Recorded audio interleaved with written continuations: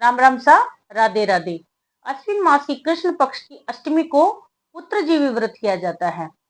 इस व्रत को महिलाएं अपनी संतान की लंबी आयु के उद्देश्य से करती हैं एवं जिन महिलाओं के संतान प्राप्ति के बाद संतान जीवित नहीं रहती है वो महिलाएं इस व्रत को विशेष रूप से करती हैं। यह व्रत श्री सूर्य नारायण देव को अर्पित होता है।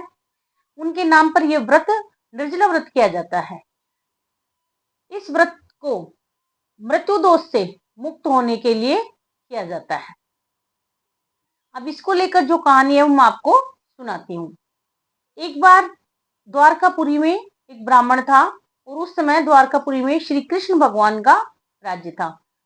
उस ब्राह्मण के 7 बेटे होते हैं एवं 7 बेटे काल के ग्रास में समा जाते हैं। तो ब्राह्मण अत्यंत दुखी होकर श्री कृष्ण भगवान के पास जाता है और उनसे विनती करता है कि हे भगवान, आपके राज्य में रहते हुए भी हमें इतना अधिक दुख है, उस दुख को दूर करो। हे प्रभु, मेरे 7 बच्चे काल के ग्रास में समा गए हैं। अब मेरे कोई संतान हो, उसकी लंबी आयु हो, वो जीवित रहे, वो स्वस्थ रहे, इसके लिए मुझे कोई उपाय बताओ। तो श्री कृष्ण भगवान उस ब्राह्मण को बताते हैं कि हे ब्राह्मण देव, आपके जो 8वीं संतान होगी वो भी अल्पायु होगी, लेकिन उसके लिए, उसकी दीर्घायु के लिए, उसके लंबे जीवन के लिए मैं आपको एक उपाय बताता हूं जो आपको करना होगा। श्री कृष्ण भगवान ब्राह्मण से बताते हैं कि आपको इसके लिए पुत्र जीवी व्रत रखना होगा एवं सूर्य नारायण भगवान की पूजा करनी होगी। और सूर्य नारायण भगवान को आप चने या बाजरे से बना हुआ प्रसाद का भोग लगाएं और निर्जला व्रत रखें, तब आपका पुत्र दीर्घायु हो सकता है।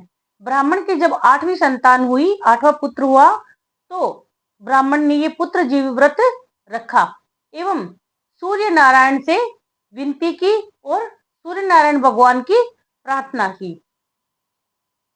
तभी सूर्य नारायण भगवान उस ब्राह्मण की प्रार्थना सुनते हैं और एक पुष्पमाला उसके बच्चे के गले में आकर पड़ती है। लेकिन माला पड़ने के उपरांत भी कुछ समय बाद ही यमराज उसके पुत्र को लेने आ जाता है। तब ब्राह्मण और ब्राह्मणी अत्यंत दुखी और पीड़ित होकर श्री कृष्ण भगवान पर दोषारोपण करते हैं कि हे कृष्ण, तू कैसा शक्तिशाली है, तू कैसा चमत्कारी है। तेरे राज्य में रहने के बाद और तेरे उपाय बताने के बावजूद भी मेरे पुत्र को यमराज लेने आ गया।